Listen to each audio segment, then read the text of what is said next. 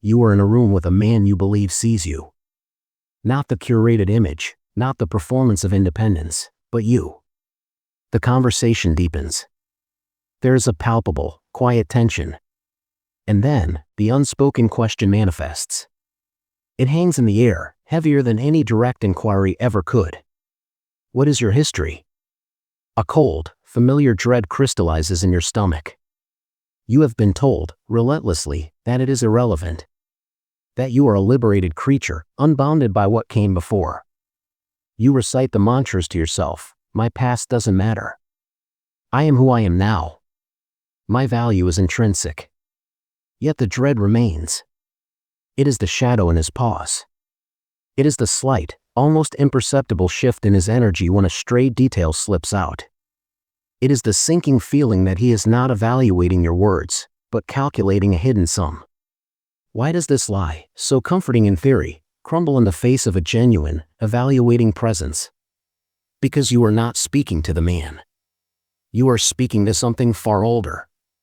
You are speaking to the deep, biological and psychological substructure that governs attraction, partnership, and investment. And that substructure has a memory infinitely longer than your conscious mind. In this video, we will dissect the most corrosive lie of the modern feminine condition: my past doesn't matter. We will descend through the layers of biology, confront the archetypal shadows, and expose the brutal, unsentimental calculus you have been encouraged to ignore at your own profound peril. Strip away the culture. Strip away the hashtags. Return to the savannah. For the ancestral woman, the primary biological imperative was not merely conception, but the securing of resources and protection for a profoundly vulnerable 9-month gestation and years of juvenile dependence. Her life, and the life of her offspring, depended on it. Her selector was not whim, but necessity. A mate's provision and commitment were the currencies of survival.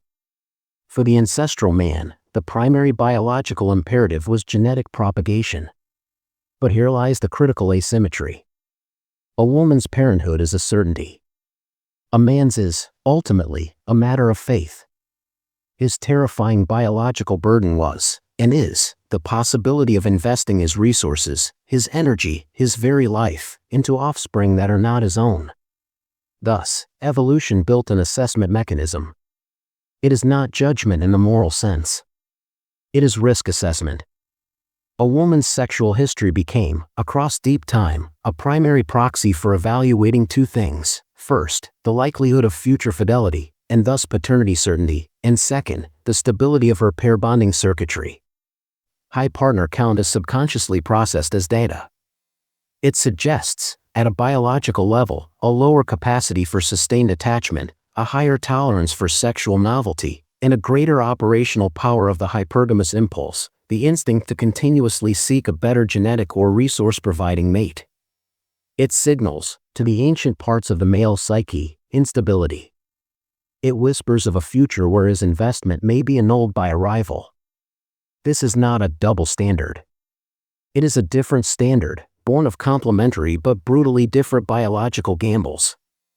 Her past matters because it is the only available ledger on potential future behavior.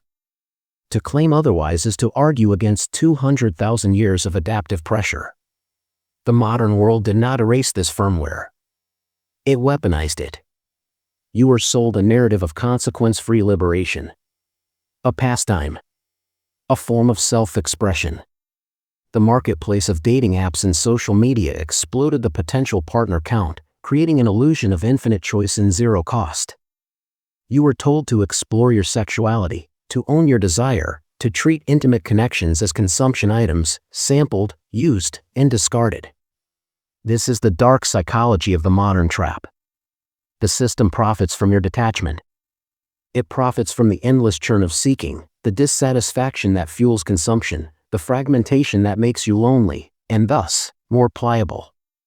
It convinced you to externalize your value, to seek validation through the accumulation of desire, while systematically destroying the very traits that foster long-term, high-investment partnership.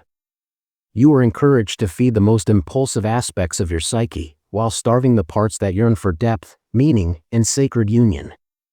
You built a sexual resume you are now told to hide, a catalog of experiences that, rather than adding value, often serves as a testament to a fractured ability to choose and commit. The man you now seek, the competent, disciplined, high-value man with options, he did not fall for this lie. He understands leverage. He understands risk. He has spent years building his resources, his character, his capacity to provide. He will not frivolously invest that capital into a venture with a history of volatility. He is the inheritor of that deep time risk assessment instinct, and he will, consciously or not, consult the ledger. Your liberated past has not made you more powerful in the arena that matters most. It has disarmed you. So here's the dark truth, stripped of all sentiment, your past is not just a story you tell. It is a physiological and psychological record. It has shaped your neurochemistry, your attachment pathways, your expectations. It matters because it is the concrete evidence of your prior valuations, your choices under freedom. To say it doesn't matter is not progressive. It is a willful blindness to causality itself. What is to be done? First, the Stoic directive, amor fati. Love your fate. You must integrate your shadow. Stop lying, especially to yourself. Your past happened. Own it, in its entirety. The woman you are today is built upon, and in reaction to, every choice of that past. To deny it is to be at war with your own foundation. Accept the weight of it. Only then can you begin to forge meaning from it. Second, understand that true power is not in the rejection of nature, but in the conscious negotiation with it. If you seek a certain caliber of man, you must cultivate the counterpart to his nature. His biological risk is uncertainty. Your task is to become a living argument against that risk. Demonstrate, through unwavering action, integrity, and disciplined selectivity now, that the data of the past is an outdated manuscript. This is a monumental task. It requires a level of honesty and transformation that few are willing to endure. The past may not be your destiny, but it is your point of departure. You cannot change the ledger. But you can, starting this very moment, begin to write a new chapter in a different hand. A hand that is steady, considered, and aware, terribly aware, that every single entry matters. The chains of your past are not the lies others told you. They are the lies you chose to believe. Acceptance of this truth is not the end. It is the necessary, solid ground upon which you must now build. The path forward is not one of regret, but of ruthless integration. It is the alchemical process of transforming the base metal of experience, both painful and pleasurable, into the steel of character. We have named the biological imperative. We have diagnosed the modern pathology. Now, we must address the architecture of the soul. You have, likely, fractured your own inner feminine. Carl Jung spoke of the anima, the inner feminine principle in a man. Less discussed, but equally critical, is the woman's relationship to her own feminine archetypes, the maiden, the mother, the lover, the queen. The promiscuous pattern is often a desperate, possessive identification with the maiden in her most unconstrained, and ultimately, most superficial form. It is the pursuit of endless potential without the responsibility of creation.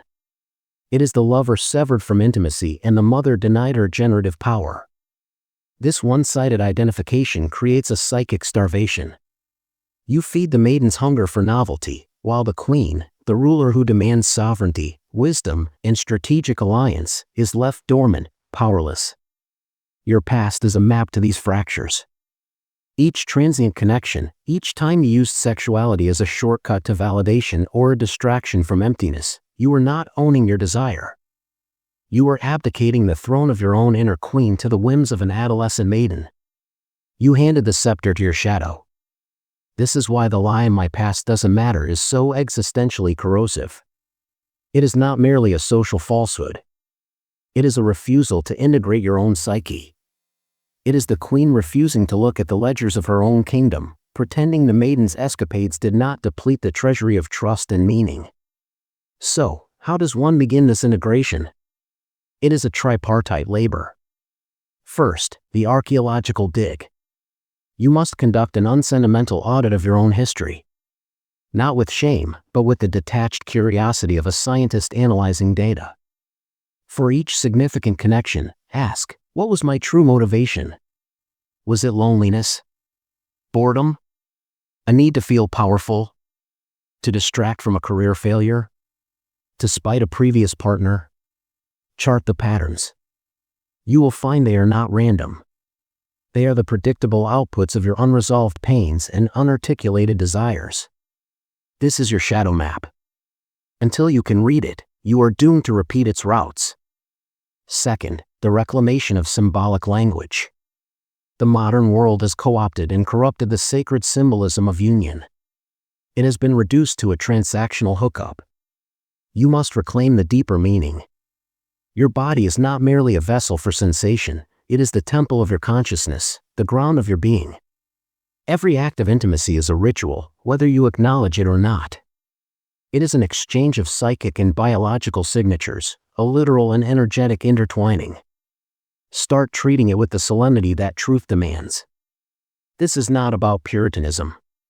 It is about recognizing that you are not just sharing a body, you are exchanging pieces of your substance. When you begin to see it this way, selectivity ceases to be a restriction. It becomes a sacred duty to the self. Third, the cultivation of generative power. The ultimate antidote to the barren cycle of consumption is creation. The mother archetype is not merely about children. It is about bringing forth something of substance into the world. A career mastered. A skill honed to an art form. A community built. A work of art, of literature, of philosophy. A business.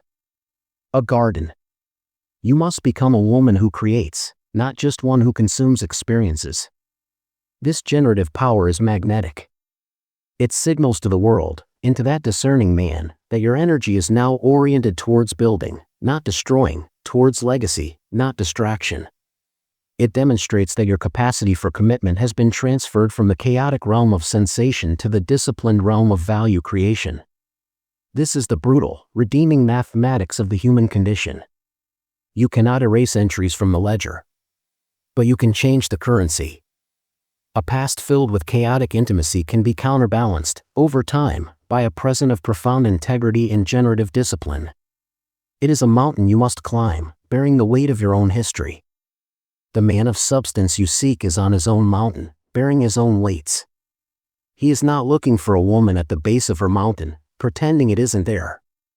He is looking for a woman who is already ascending hers, with clear eyes and resolute stride, having integrated the weight into her very strength. The Stoics had a concept, memento mori. Remember you must die. Let us adapt it for this purpose, memento vales, remember your strength. Your past has happened. It is a fact.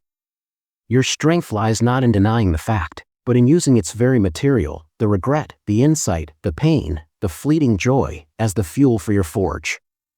You are not your past. But you are its master craftsman. The fire is lit. The hammer is in your hand. The metal of your life, past and future, is waiting. Will you continue to pretend it is formless, or will you begin the deliberate, painful, glorious work of forging it into something that even you, and perhaps a worthy partner, can look upon with respect? The biggest lie is not just that your past doesn't matter.